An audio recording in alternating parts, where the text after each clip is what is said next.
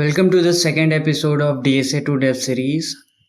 आज हम बात करेंगे अंडू रीडू इम्प्लीमेंटेशन स्टैक में। Hi, my name is Ashutosh Verma. I am a full stack developer. So stack implement करने से पहले हम थोड़ा सा स्टैक के बारे में जान लेते हैं। स्टैक एक लीनियर डेटा स्ट्रक्चर है जो कि लीफो स्ट्रेटेजी फॉलो करता है, लास्ट इन फर्स्ट आउट। ऐसा सोचिए कि एक स्टैक ऑफ प्लेट्स है, तो जो सबसे आखिरी में रखी जाएगी वही सबसे पहले निकाली जाएगी।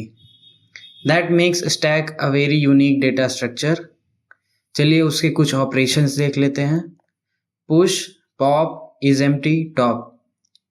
पुश करने पर स्टैक में एक वैल्यू उसके टॉप वेरिएबल को अपडेट करके उसमें ऐड हो जाती है सबसे लास्ट पोजीशन पे। अगर वो लिंक लिस्ट है तो सबसे फर्स्ट पोजीशन पे। उसके बाद पॉप उसमें से एक वैल्यू को निकाल देता है और टॉप को एक डिक्रीज कर देता है। इज एम्प्टी से हमें पता चलता है स्टैक एम्प्टी है या नहीं, वो ट्रू फॉल्स उसी के अकॉर्डिंग रिटर्न करता है। और टॉप हमारा जो सबसे ऊपर वैल्यू होती है स्टैक में, जो कि टॉप में रेफरेंस होती है, वो रिटर्न करता है। अब ये खास क्यों है? क्योंकि स्टैक ये सभी ऑपरेशन हमें big O of 1 time complexity में प्रोवाइड करता है, जो कि नियरली कांस्टेंट है। इसका मतलब कि हम इसे अगर किसी और जगह इम्प्लीमेंट करते हैं, यूज़ करते हैं, तो हमें समय की बचत होगी और हमारा ऑपरेशन बहुत फास्ट हो जाएगा।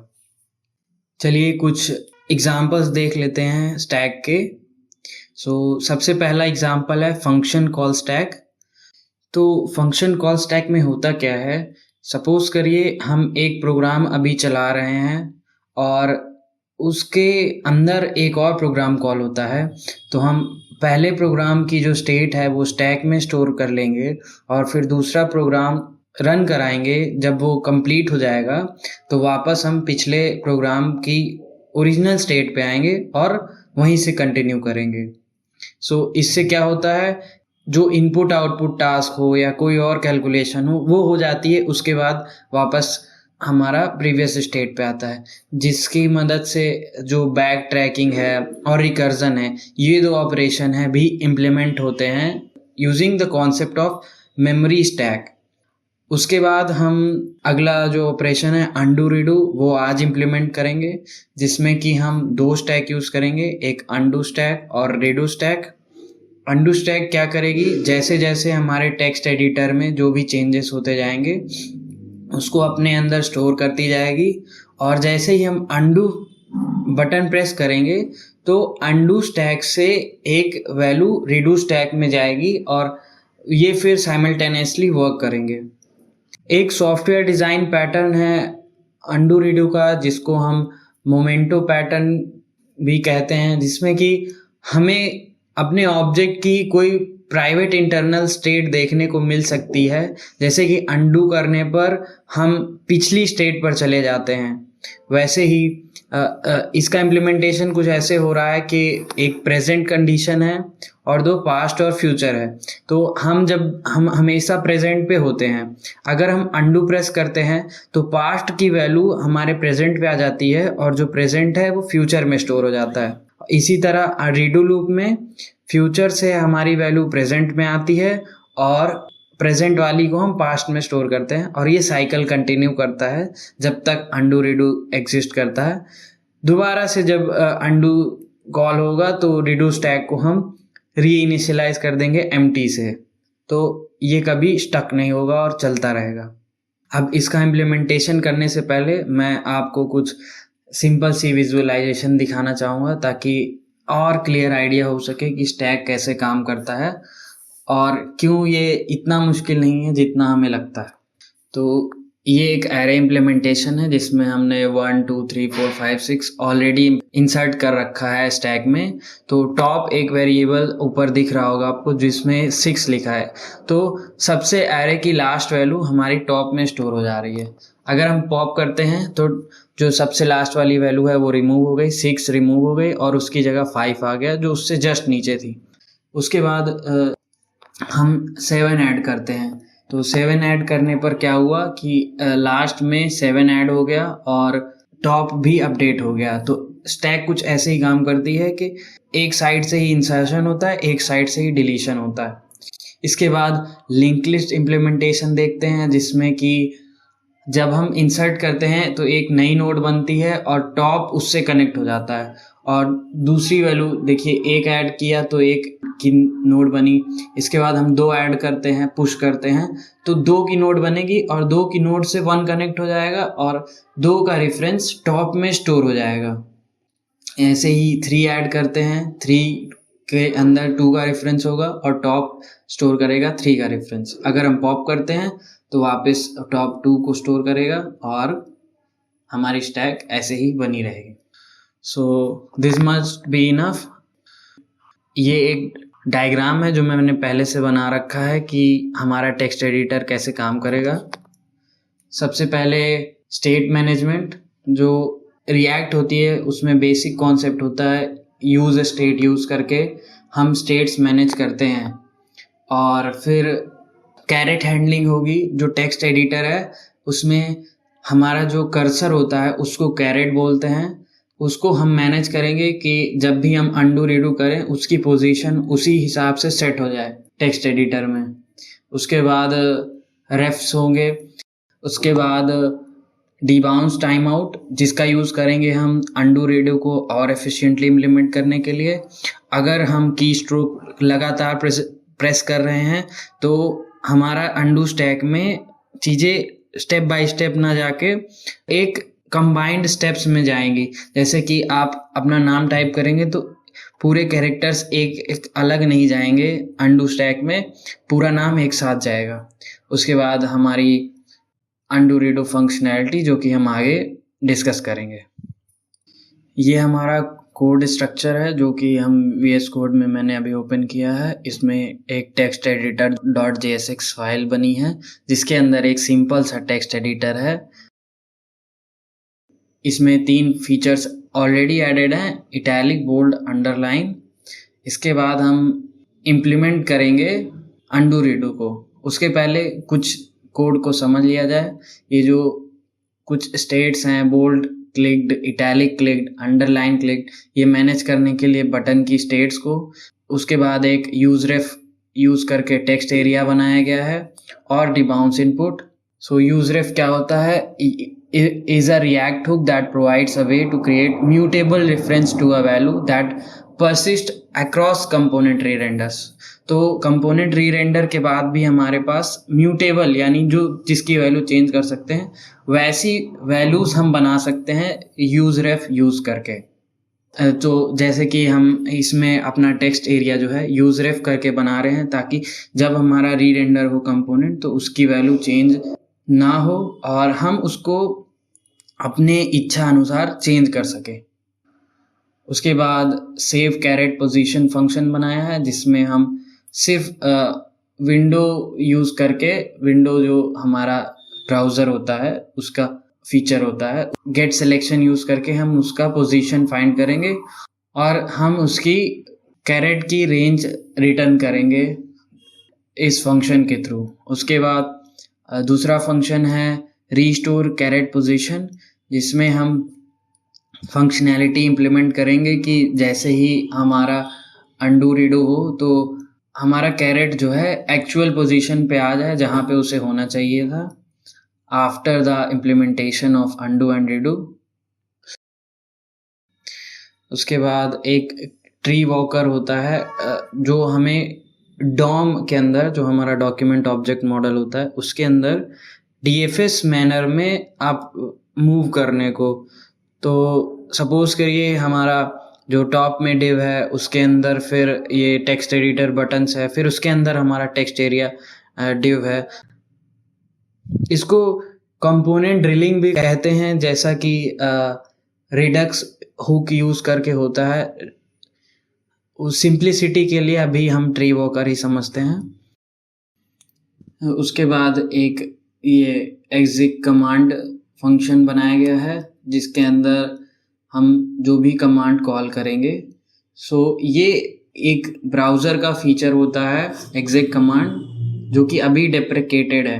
अगर एग्जैक्ट कमांड में हम जो भी कमांड होती है जैसे कि बोल्ड, इटैलिक और अंडरलाइन इसको पास करते हैं तो वही कमांड वो ब्राउज़र उस सिलेक्टेड टेक्स्ट पे अप्लाई करता है। अगर ये डेप्रिकेटेड है तो हमें क्या करना चाहिए, हम यूज़ कर सकते हैं other features of DOM management like we go to the inner HTML और फिर वहाँ पर जाके चीज़ें चेंज करें। अभी के लिए गूगल क्रोम और मोज़िला फायरफॉक्स जो इसे सपोर्ट करते हैं तो हम इसको यूज़ करेंगे, क्योंकि जो बाकी फंक्शंस हैं उसके लिए फिर हमें अलग से काम करना पड़ेगा। जैसे कि अगर हमें कॉपी पेस्ट करना है तो navigator.clipboard यूज़ करके कर सकते हैं, जो कि अच्छा है पर वो कॉम्प्लेक्सिटी बढ़ा देगा हमारे प्रोजेक्ट की। तो इसी के साथ आगे बढ़ते हैं। एग्जिट कमांड के बाद हैंडल इनपुट फंक्शन है, जो कि हम जब भी अपनी बटन्स प्रेस करेंगे तो वो कॉल होगा और हमें उसके अकॉर्डिंग रिस्पॉन्स मिलेगा। इसी में डिबाउंस टाइम आउट यूज़ हुआ है ताकि हम विथ टाइम अपना अंडू रीडू स्टैक कर सकें। आगे इसी में हम अंडू रीडू का एडिशन भी ऐड करेंगे ताकि जो अंडू स्टैक है उसमें हर टाइपिंग के बाद स्टैक में वो टेक्स्ट या फिर वो feature like the /b for bold add हो जाए उसमें।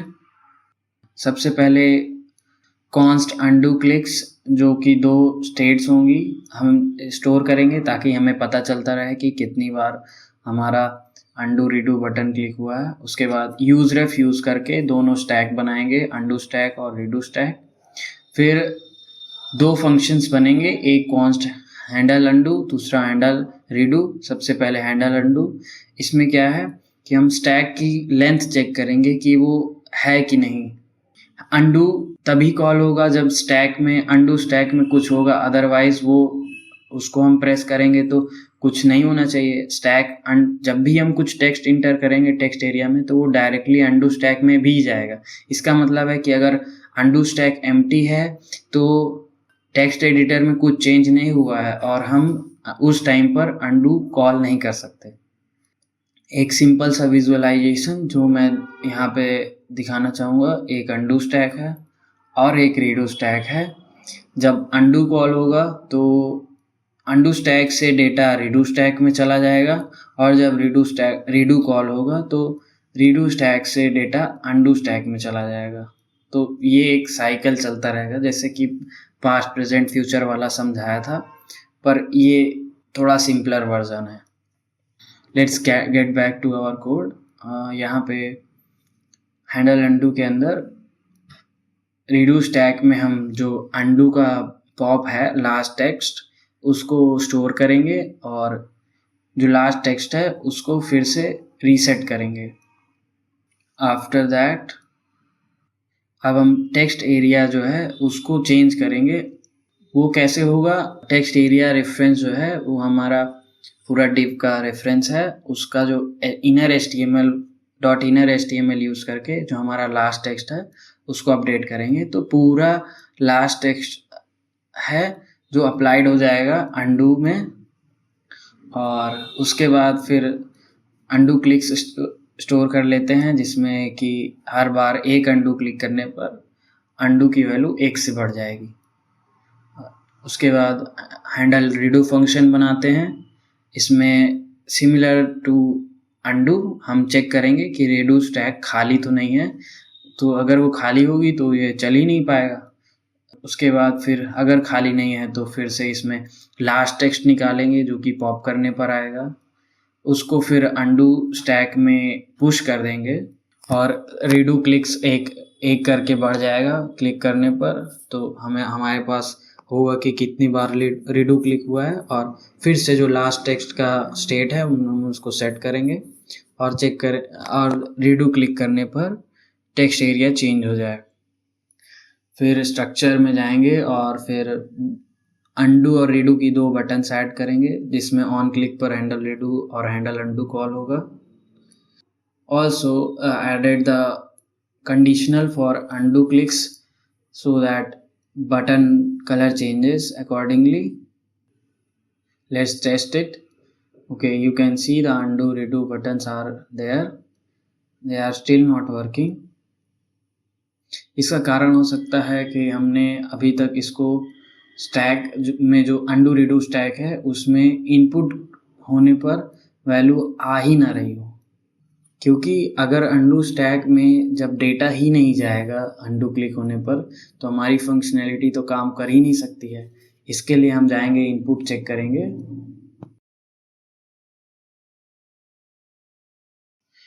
यहाँ पे हमारे पास दो फीचर्स हैं, एग्जिट कमांड और हैंडल इनपुट, जो कि टेक्स्ट को चेंज कर रहे हैं। तो सबसे पहले एग्जिट कमांड में हम ये डालेंगे कि जब भी टेक्स्ट हमारा चेंज हो तो हम अंडू स्टैक में उस टेक्स्ट को डाल दें और रीडू स्टैक को हम एम्प्टी कर दें, ताकि जब भी हमारा नया ऑपरेशन कॉल होगा तो अंडू स्टैक से फिर से रीडू स्टैक में डेटा जाएगा, तब तक रीडू स्टैक एम्प्टी रहेगी। ओके, सो हमें अभी दिखाई नहीं दे रहा है कि अंडू स्टैक में और रीडू स्टैक में क्या है, या फिर अंडू कितनी बार क्लिक हो रहा है, क्योंकि हमने स्टेट्स तो बना ली पर उसका डेटा नहीं दिखाया। तो उसके लिए हम एक डिव बनाएंगे, जैसे कि हमारा टेक्स्ट एडिटर के लिए एक डिव था वैसे ही एक डिव बनाएंगे और उसमें सारी स्टेट्स दिखाएंगे कि क्या क्या चेंजेस हो रहे हैं। स्टैक भी दिखाएंगे और अंडू क्लिक्स और रिडू क्लिक्स जो स्टेट बनाई थी वो भी दिखाएंगे। तो एक H2 बना लेते हैं, अंडू रिडू क्लिक्स, फिर अंडू क्लिक्स के लिए एक P, फिर रिडू क्लिक्स के लिए। ओके, इसको रिमूव करते हैं। एक डिव बनाएंगे स्टैक दिखाने के लिए। ओके, कुछ सही लग रहा है। लेंथ नहीं, हमें अपने स्टैक की लेंथ नहीं दिखानी है, उसको उसके लास्ट 5 जो वैल्यूज होंगे स्टैक में उसको दिखाते हैं डॉट स्लाइस यूज करके। और फिर थोड़ा सा डिबग करते हैं, एक एक्स्ट्रा पी यहाँ पे आ गया है। ठीक है, अब चेक करते हैं।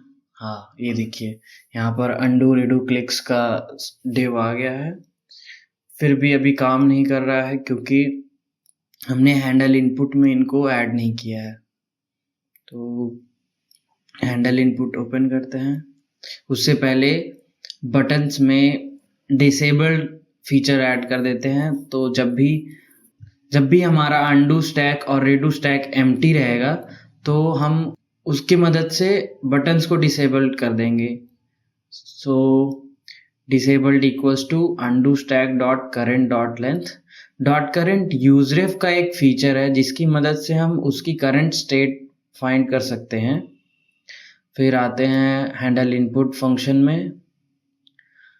हैंडल इनपुट में similar to exit command, if text not equals to text condition लगाएंगे। If new text not equals to text, oops, let me change it. Okay, अभी सिर्फ इतने से ये नहीं चलेगा, हमें अंडू स्टैक और रीडू स्टैक में इनपुट भी कराना पड़ेगा।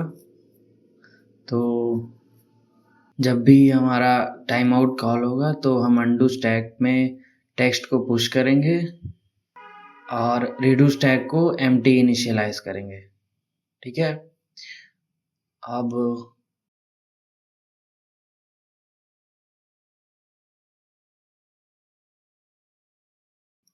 let's check if it is working. Okay, you can see the undo stack. Whenever we type, after 300 millisecond of debounce timeout, you can see the changes are updated in that. And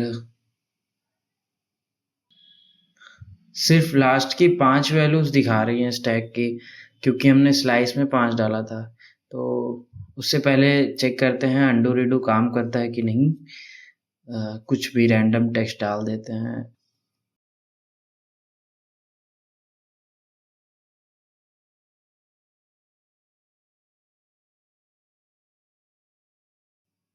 okay, as you can see हम undo click कर रहे हैं तो हमारा नीचे undo clicks update हो रहा है। जितनी बार अंडू क्लिक हो रहा है तो काउंटर बढ़ता जा रहा है और हम प्रीवियस स्टेट पे जाते जा रहे हैं।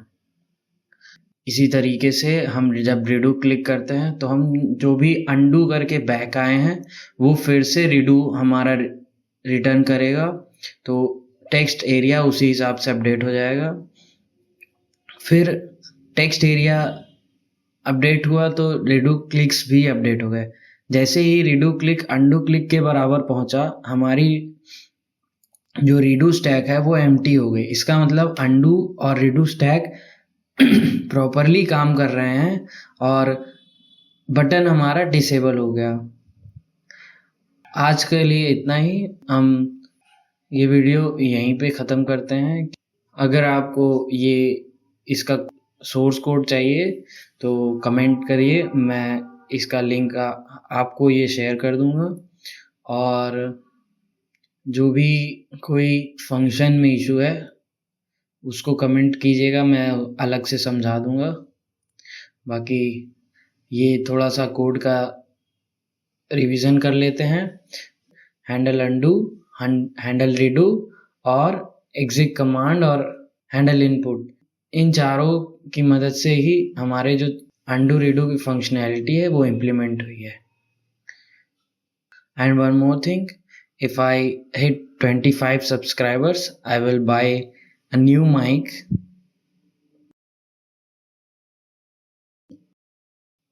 See you guys in another video.